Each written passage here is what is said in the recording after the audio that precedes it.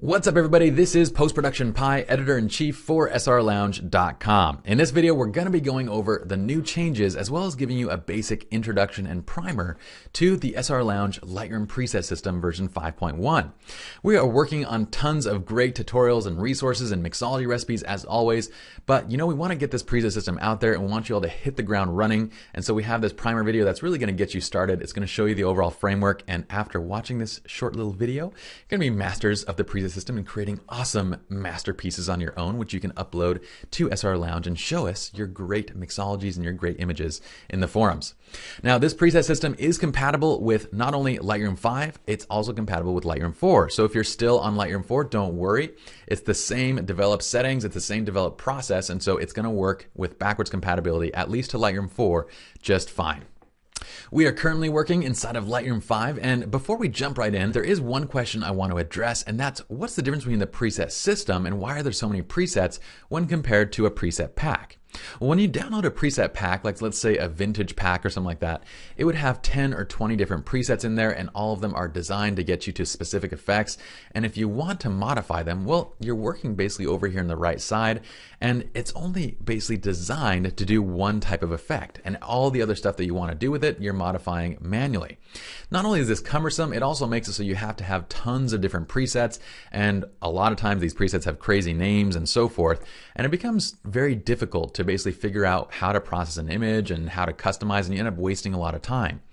With the preset system, what we've done is we've created a developing framework where basically within 1 to 4 clicks, you can get to any style you want. It doesn't matter if it's a softer portrait looking image. It doesn't matter if you want to create a vintage high contrast image or a completely washed out and bright image or an HDR image or a landscape and nice poppy detail. Everything can be done with the preset system and in just a few clicks. So from a workflow standpoint, using the preset system is incredibly quick because in 2, 3, maybe 4 clicks, we can basically have all of our settings dialed in without having to go through and dialing in these settings manually, which is going to take minutes. In addition, we can try out several different looks with an image in just a matter of seconds. Like literally you can click from one preset to the next, make small modifications to try out different looks and to customize that preset however you like. Next, the preset system makes developing incredibly simple. You follow the because framework, so you choose a base preset, you modify your curve if you want to, you can make additional adjustments if you want to, and add additional special effects if you want to, but that is basically it. So not only is it speeding up the overall developing workflow and process, we're also given an unlimited variety of creative options right at our fingertips just by clicking one additional preset. This makes testing out those different effects incredibly simple, and from a community standpoint, we have thousands of different users that are using the presets, and sharing these mixology recipes becomes incredibly simple because instead of sharing an entire, say, develop setting or a tutorial, all you have to do is say, click this base, click this curve, and make an adjustment, and you're done. All right, so I've talked enough. Let's get started. We have this first image right here. This is of Yoko. We're out in Laguna Beach. And if you all remember, we actually shot this image on an iPhone. That's right. I'm hitting I to bring up my information. This was shot on an iPhone 4, not even a 4S. It was a 4. All right, so the point is I want to bring up this picture to show you that we've optimized this system to work with any camera, any type of file, whether you're RAW, JPEG, whether you're shooting Nikon, Canon, it doesn't matter. The presets are going to work incredibly well, and we've tested a whole host of different cameras and different file types to make sure that it works that way. All right, so let's get started from the top with My Mixology. Now, if you are a previous preset system user, then you'll remember that we actually had a lot of different My Mixology folders in the previous version. We've done away with those. We kind of decided that with our framework, the My Mixology was really intended to be your own custom mixology that you've designed with the preset system. And we wanted each user that might use a machine to have their own custom presets. So the first thing I'm going to do is I'm going to right click here and I'm going to change this to Pi. Now, if you have multiple users on your machine, then you guys can create multiple mixology folders, each with their own presets. If you want to, you could create different folders based on your workflow. So you could have a folder based on your professional images, you could have a folder based on your personal images, or one based on fashion, one based on landscape. However you want it to go, that My Mixology folder is basically yours to customize. When you update the preset system, it's not going to change your mixologies. So we have a preset here that says custom mixology goes here. You guys can either right click, rename it, and make it your own preset, or you can just delete it. So I'm just gonna leave it there for now, but that's just to remind you that this is where your custom mixology goes. Now for those that did use the previous legacy preset system, all of the previous mixology we included in this mixology folder under legacy. That way we don't have anybody asking, oh, I really like these old effects that we did, because these are great mixology effects. They're all stylized, they all have app descriptions, so just go through and click them and you'll see exactly what they do. But we didn't want anybody basically missing those and kind of wondering why we didn't include them. So we still have them. They're great one-click stylized presets that are in the legacy mixology folder. Now, moving on, let's talk about the new framework for developing. It's the Because framework, so we start with basically a base preset, we move on, we modify the curve if we want to, we make adjustments if we want to, and we add special effects if we want to. So with the base presets, these are completely new to version 5.1. And what these are is basically one-click presets that get your image to a finished standpoint. These are based on different popular professional effects, and they do a great job of just finishing the image. But they're designed to be in a format where it makes it incredibly simple to make small modifications or change the colors or add special effects in a very simple manner.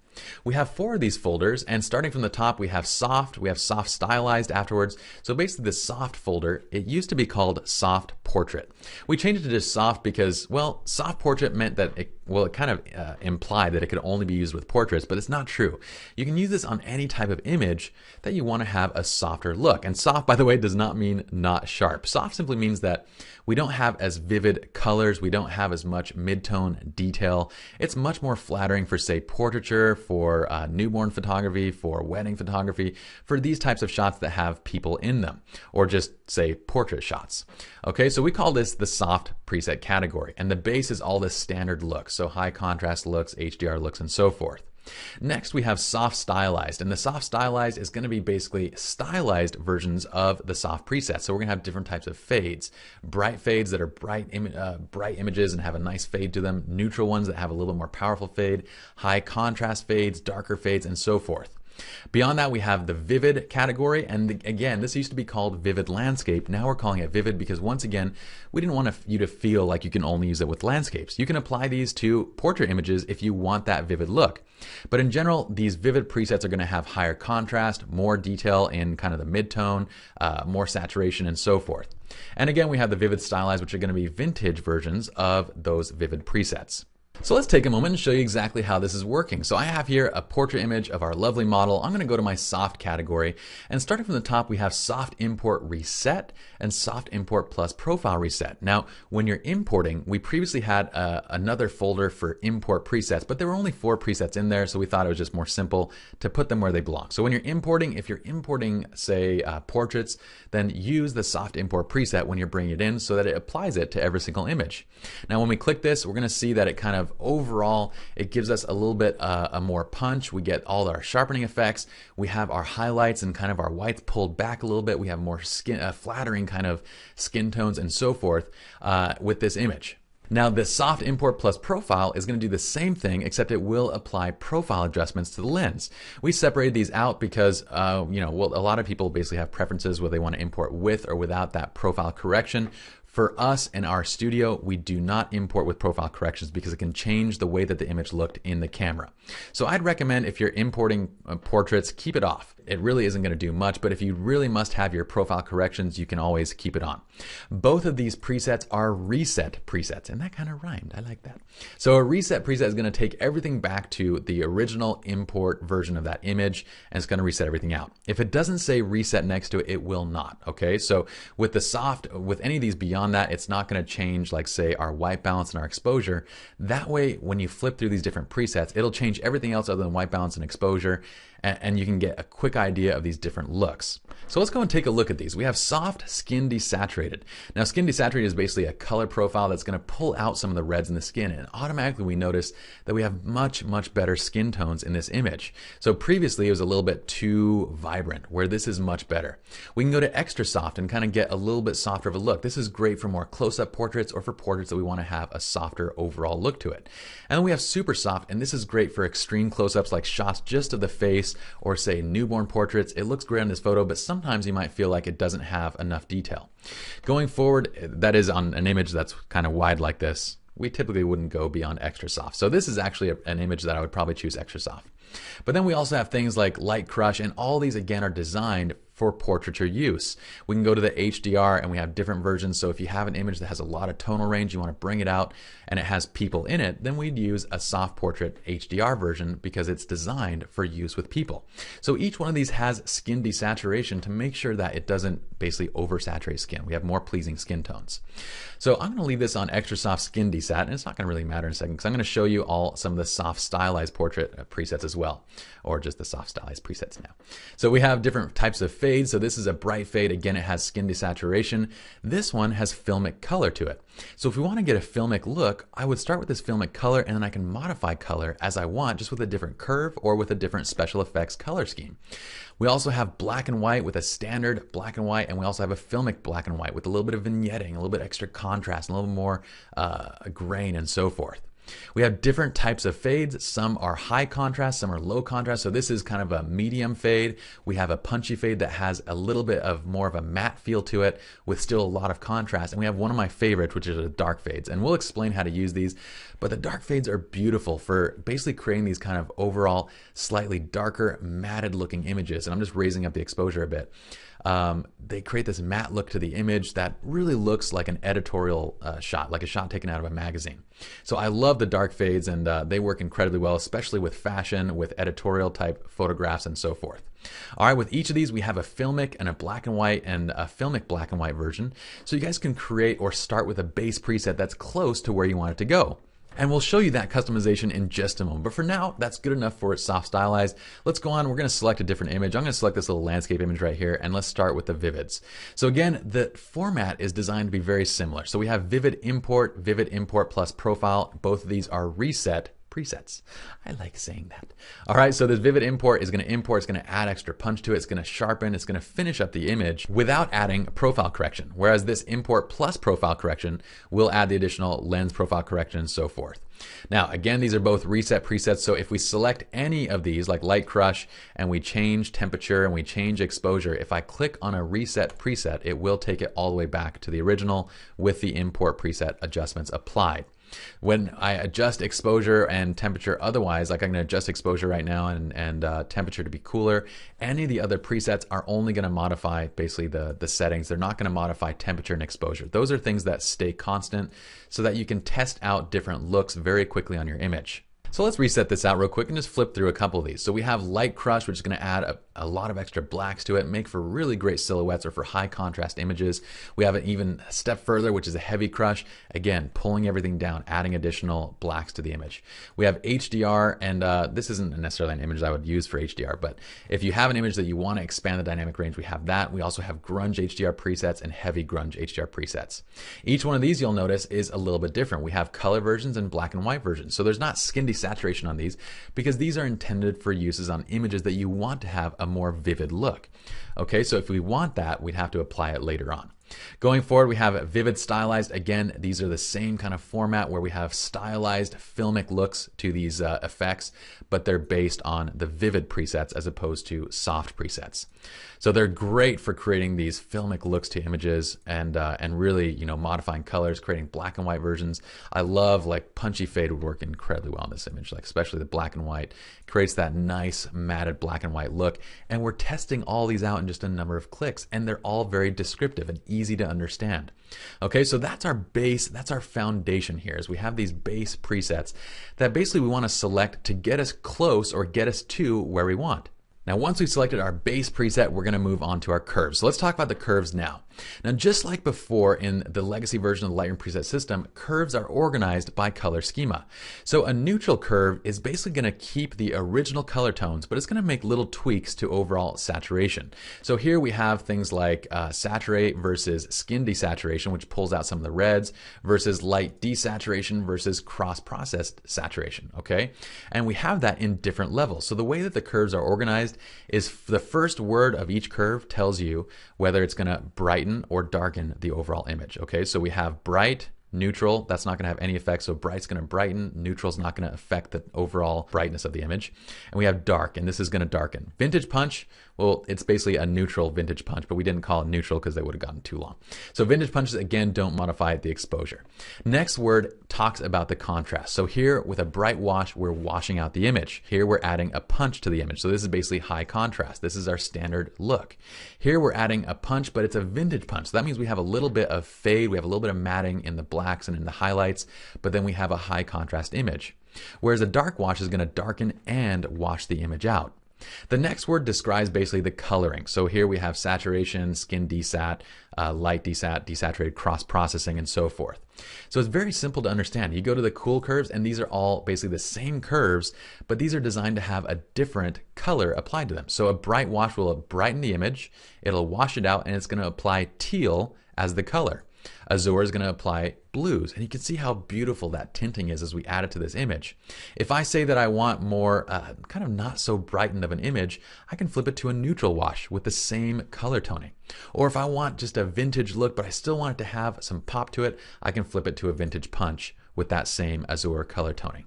Again, the curves are a great way to quickly modify contrast as well as the toning for your images.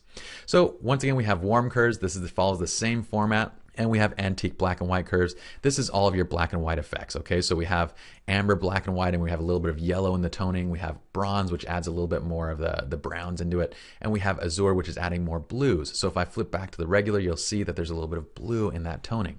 Again, it follows the same format as far as overall what it's doing to the exposure, then to the contrast, and then to the color. So each of the curves work exactly the same way. We would choose a curve after we've selected our base preset. Now let's move on to our adjustments. And to do this, I'm going to select a different image first. So let's go and actually select, I'm going to choose this image right here. So with our adjustments, we have basic adjustments from exposure to more advanced adjustments that are doing several things at a time. Some people ask, why do you have exposure in here? Well, because when I'm making adjustments to my presets, I don't really want to go over to the right side until I'm basically just ready to fine tune anything. And so if I'm just wanting to test different exposure levels, it's very easy to move up and down with the exposure tool, and I don't have to move the mouse from left to right. So that's why we've included that over here. Next, we have our base tones, and these are great for basically different types of effects. So these are doing several different things. We have a levels boost, which is going to basically add additional contrast to the image by boosting levels. We have an HDR boost that's going to boost dynamic range in the image, which we don't really want for this image. But what I do want for this image is some portrait flattening. And this is going to basically flatten out the highlight tones for portrait images. So we can keep clicking up until we see the right amount. And right around heavy is where I would say this looks good. So here's zeroed, and we have heavy highlights and heavy contrast, and here's that flattened look where we can see just how we're pulling down these strong highlights over the skin, making it much more even over skin tones. So that's the base tones. We also have detail and skin, so we can basically, if we're working on portraits, we can soften the detail overall, when we can go all the way up to, say, heavy boost to create more of a grunge look. And this would really be more on street photography than on models. So for this type of shot, typically I would leave it around -10, -20. Next, we have contrast. Again, this works the exact same way as exposure. We have a max fade over here, and you can click through and just increase contrast. Again, it's one of those presets that we wanted to include just so that you have control of it over here on the left side, as opposed to having to go to the right side and make adjustments there. With shadows and blacks, we have different shadow black levels. And again, these are commonly tested levels across different types of images, types of photography, and so forth. So if we want to darken our blacks just a little bit, we can go to a light, we can go to a medium, and get the right amount of darks right in there. It's going to make all the adjustments for shadows and blacks simultaneously. Next, we have saturation. For an image like this, I want a little bit of skin desaturation. We have a bunch of different saturation effects. Skin desaturation is going to reduce skin saturation. I can warm up the image a tiny bit and not have to worry about those crazy gnarly reds in the skin. We also have a D-red plus a blue boost, which is going to pull down a little bit of our blues just for portraits where we want to have a little bit more vivid skies. So again, these are common saturation effects that we're typically using not only in portraiture, but in landscape photography, in journalistic photography, and so forth.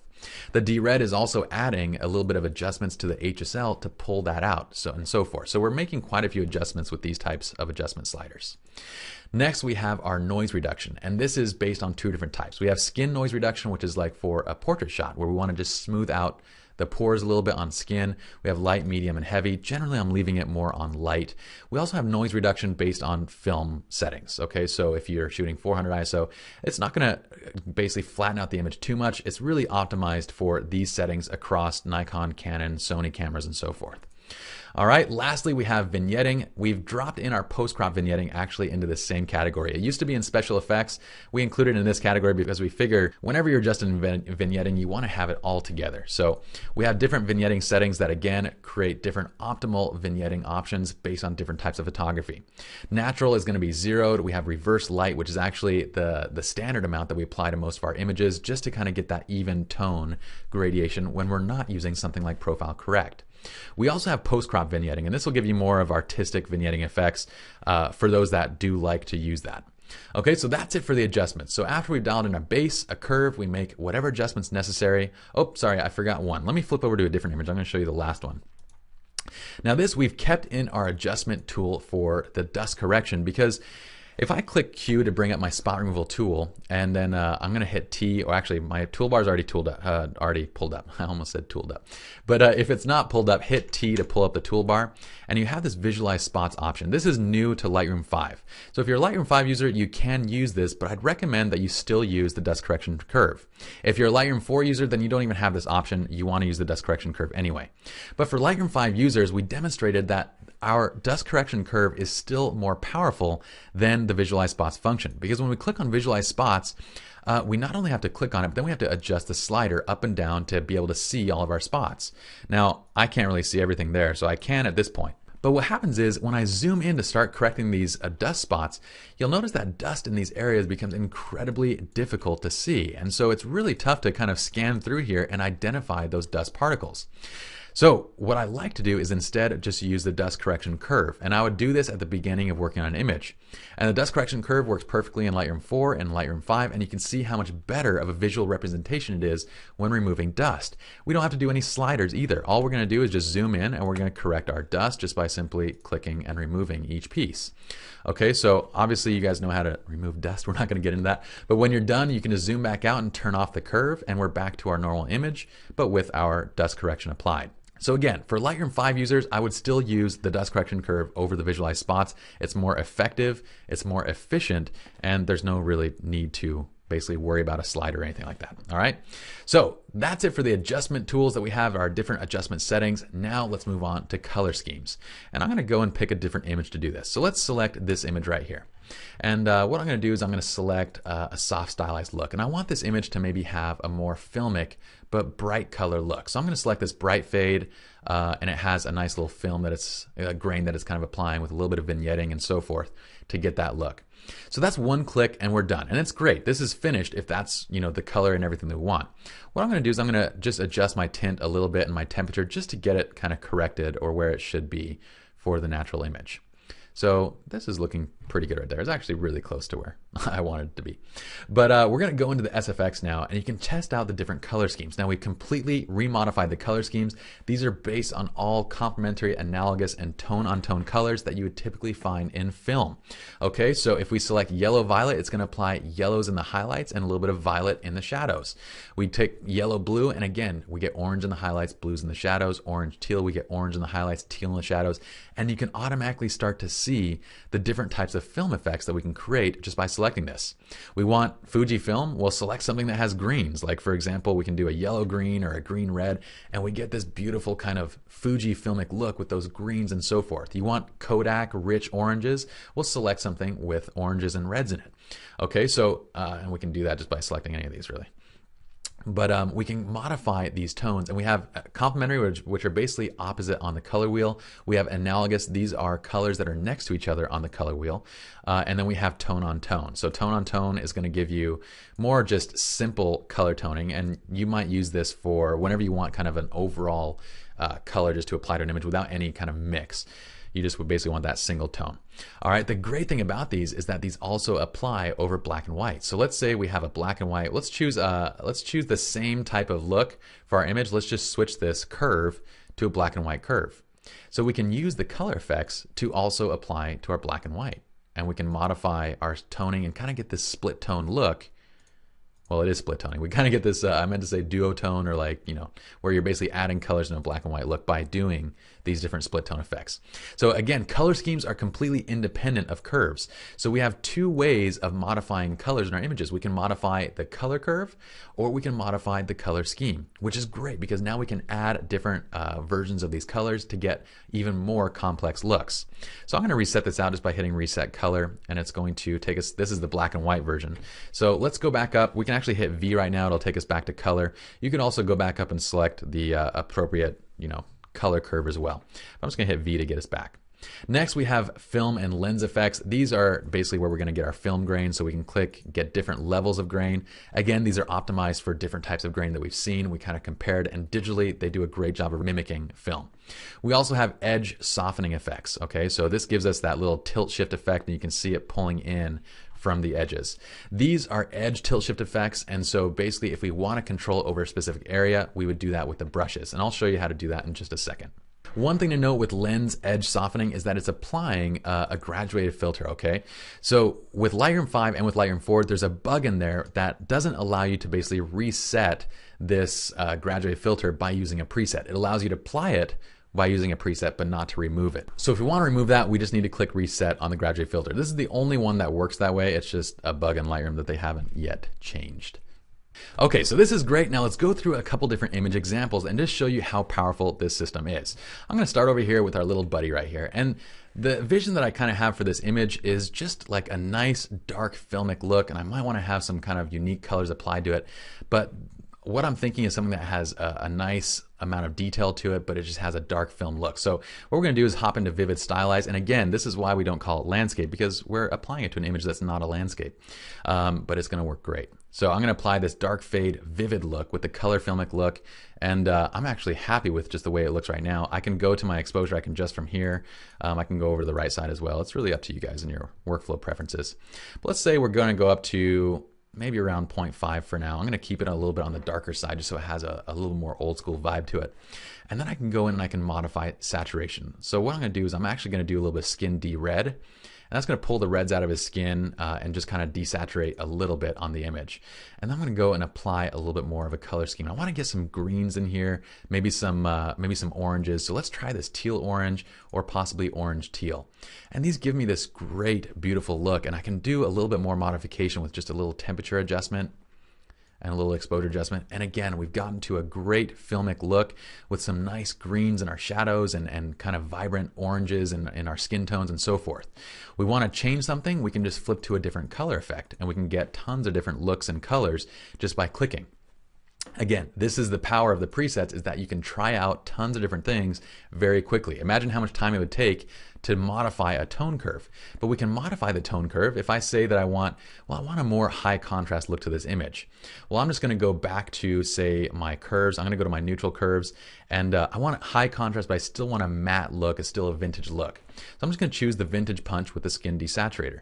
And now we get a highly poppy version with still some matted look to the overall blacks and shadows and highlights.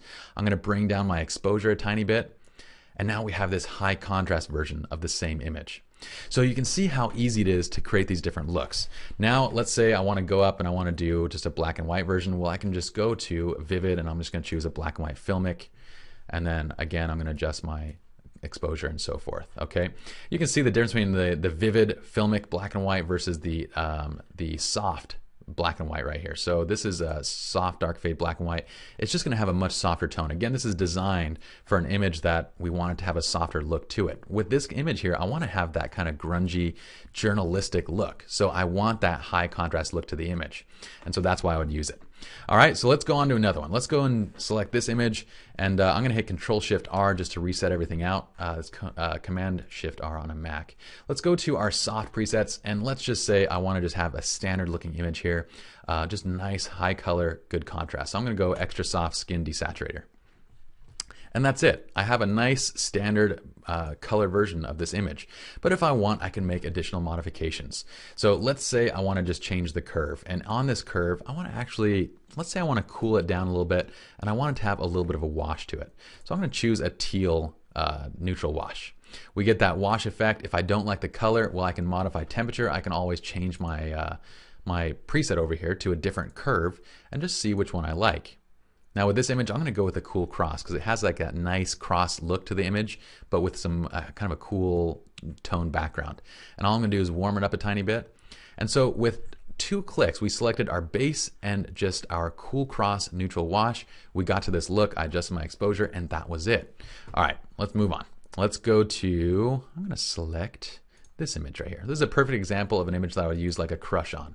So this is a wedding image. It's a, a nice shot of this son of mom here that's dancing for their mother-son or mother-son dance. I can't talk right now. All right, so this is a shot on a 5D Mark III. Again, all these images are shot in different cameras. We have a Mark II, we have a Mark III, we have an iPhone, we have a GH3 over here with a Porsche shot, we have Nikon, we have everything in here. So it's gonna work just fine regardless of the camera used. Now for this one, what I'm gonna do is go up into my soft, and all I want to do is just either use a light crush or a heavy crush. So these light crushes are designed to add contrast to our image, and it's perfect for shots like this where we have a flare coming through and kind of washed out contrast. I'm going to go up to a heavy crush and see if I like that better. And I do. I actually really dig it. It has a nice overall look to it. All I got to do now is just warm it up. Okay, so for weddings, all we did was 1 click. We selected our heavy crush. Well, we tested, so we tested with an extra click. But 1 click, we're done with that preset. I warmed it up, and now I'm ready to move on. Again, we have another image, and I'm going to demonstrate now some of the brushes. Okay, so let's go to, let's select either extra soft or, yeah, I think I want to do extra soft. I think soft is going to be, soft works too, but it has a little bit too much contrast in it for me. So I'm going to go to extra soft, and what I'm going to do is go to exposure. I'm going to dial this up a little bit. We can go up quite a bit. I'm going to go up to say 0.5, and that is looking okay. Now we have our adjustment brushes over here. Now these brushes are designed for basically professional retouch. Well, as far as you can go inside of Lightroom, that is. For retouch, for enhancements, for anything like that. And everything is named very aptly. Right now, what I want to do is enhance some of the texture basically on our clothing. So I could do the clothing texture, but for right now, I'm just going to select general all purpose, and that's totally fine. I'm just going to click and drag it over the entire image.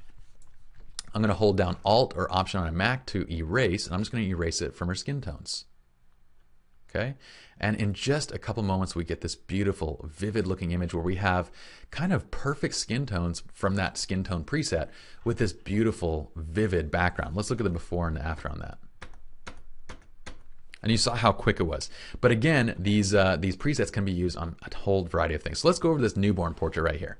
So here we have a newborn. This is a perfect example of a shot that you want to do, like an extra or a super soft on, okay?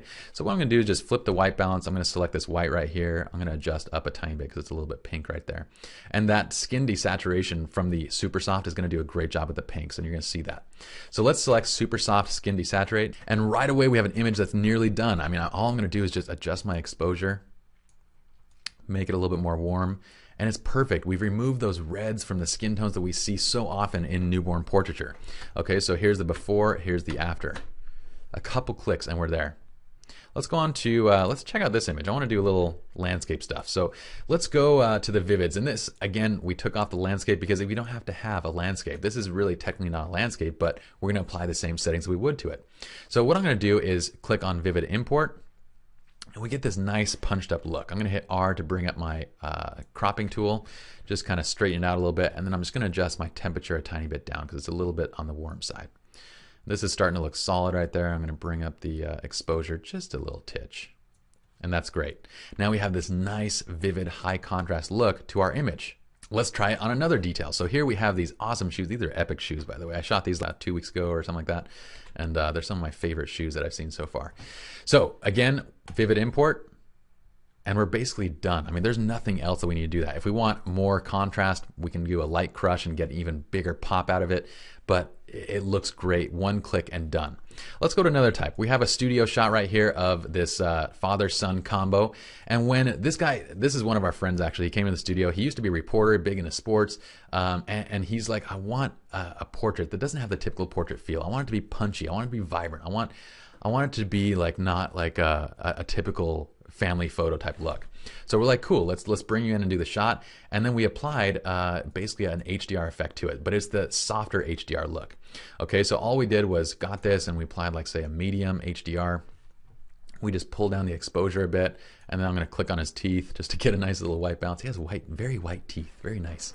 I'm just going to adjust it up to get a little bit of warmth back, and maybe a tiny bit more pinks. And that's it. We get this beautiful, vivid looking image with just that soft portrait HDR look. Okay, now of course we could do the standard soft portrait look with just skin desaturation and kind of make it extra soft, but this is exactly what he didn't want, was this kind of very soft look to the image. So we can go with tons of different looks and styles. Let's go try another image. We have this one, beautiful bride here getting ready. I'm gonna make a little crop adjustment just to kind of pull it in, bring our focus right to her. And now what we're going to do is let's start with an extra soft. And we can always gauge it. We can see, well, if extra soft is not soft enough, we can go to super soft. But I think extra soft works great in this. And you can see how much it kind of softens the image. And compare that to, say, vivid. This is why you don't use vivid on these types of shots, because something that's like this, it's going to get too crunchy. It's going to get too over the top. So unless that's your thing, I don't know. Everybody has their thing, but for us, our thing is that softer look. We want kind of that nice wedding look. I'm just going to brighten it up a tiny bit, and we're done with that single click. But if I want to, I can go ahead and create a virtual copy. I'm going to hit Control apostrophe or Command apostrophe on a Mac, and then I'm going to go to a stylized, and let's create like a nice, I'm going to go with a bright black and white on this one. So let's go with a bright fade black and white. I don't want filmic for this. I just want regular. So we have a nice high contrast, black and white faded look to this image. And if we do want film or we want some other effect, we can always apply that, but it looks great and it's one click away. Okay, if we want just a bright fade and we want to modify our curves, again, we can do that. We can modify and make our adjustments, and with a few clicks, we're done with our image. All right, let's go on to another one. Let's do this image right here. And this is another image that I'd probably use a vivid effect, because they're so far back that we really don't need to use a soft effect. I think I might even have it already applied. So here is the soft import, and it's going to look good, and it's still plenty sharp. We still have a lot of detail in the image. Again, we're not removing sharpening, but it doesn't have that kind of vivid punch to it that I want. So again, with a vivid import preset, we get additional punch, we get more vibrance and color, and it looks beautiful. It has a great effect, and if we want, we can always modify the curve. We can do whatever we want, whatever effect you guys are looking for. Now we're nearly done with our primer. There's one quick thing that I want to show you all. Let's go back and select a different image. I'm going to select our model image on our iPhone. I'm going to reset this out by hitting Control-Shift-R. And the one thing I want to show you is that we've named the base, all the base presets, to basically follow a similar structure as the curves. Okay, so actually, let's look at the stylized. So we have brights, we have neutrals, we have punchy, we have darks. Okay, these follow the same naming structure as our curves, because if we choose a bright fade with a skin desaturation, we can modify the curve to this without affecting anything else, without affecting overall exposure or anything like that. We can just modify color by choosing any of the bright washes. So whether we're using a neutral bright wash or a cool bright wash, we can get completely different colors on this image just by selecting a different one of these tones, or a different one of these presets. Now, if we select a neutral wash, it will affect overall exposure. It's not going to be a bad thing, but it is going to affect exposure, whereas selecting the same type of wash as described in the name, it's going to give you a consistent overall just color change. So for example, let's select, well, let's choose for this image, I'm going to try a punchy fade with filmic color. Now, for this image, I dig it. I like it where it's at, but it's a little bit too saturated. So all I'm going to do is just go down to my neutral curves, and under my punchy, so vintage punch, I'm just going to choose a skin desaturated version of that vintage punch, and we get a different, lighter, more subtle look to it. We can also choose a cross-process version, which I love. It looks awesome. And on top of this, once again, we can add our basically our special effects colors. So if we want to add another color to it, let's say we want to add some orange and blue, I can click that, get my orange and blues, and we have a completely new preset. And this is the point where I've created this new look that I want to keep, that I would go up here and save it to my Mixology. So let's do a quick recap. With the Because framework, we choose a base preset first that gets us close to, if not right at, the look that we're going for.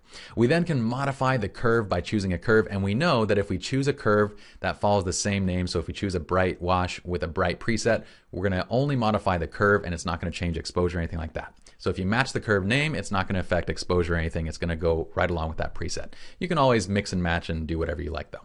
All right, from there we make an adjustment. After our adjustments are done, we can add in any special effects, any coloring, film grain, and so forth. When we're done, all we do is, if we like our look, then we'd save that as a new Mixology. I'm going to hit plus right now. We're going to put this in my Mixology Pi, and I would save this, for example, I like, we always use descriptive names. So I'm going to call this kind of, let's say yellow violet, because it kind of has those color tones in it. I'm going to say high contrast filmic. Okay, that's the description I'm going to use. What we're going to do for our settings is you're going to click check all. What we like to do is deselect white balance and we deselect exposure. These are the two things that you always want to modify on an image-to-image basis. That way when you're flipping between presets, it's not constantly resetting them. You can quickly look at different presets without it resetting the white balance and exposure every single time. Okay, we're going to deselect everything on the lens corrections with the exception of lens vignetting. Everything else is already built in the preset. We don't need to modify anything. So all the other stuff based on whether we choose to import with profile corrections or based on whether we choose to import without profile corrections. That is these options here that we don't want to modify. Okay, the last thing we're going to deselect is camera calibration, so that way if you do have a special camera calibration, it's not going to change that with your presets. So take a screen capture of this. This is how you're going to save out your presets. These are exact settings that you're going to use. Hit create, and now we have our custom preset Mixology. There's one thing I forgot to do. I usually like to add a number to it so it goes in order. You guys can organize however you all like. Okay, so I'm going to delete this guy. Let's delete him now. Let's rename this to 01. Now I'm not going to keep this preset, so if you see a later tutorial, don't ask me where this preset is. But if I reset this by hitting Control-Shift-R or Command-Shift-R on a Mac and I click that, we get right back to that same look, and we just adjust contrast however, or adjust the exposure however we like. That's it for your basic primer on the preset system. You guys should be solid and good to go. Once you have created these awesome mixologies, be sure to hop onto the forums and share them. If we see your mixology and we like it, we'll feature your work on the main page at slrlounge.com. That's it for now. My name is Post Production Pi, and I'll see you all in the next video.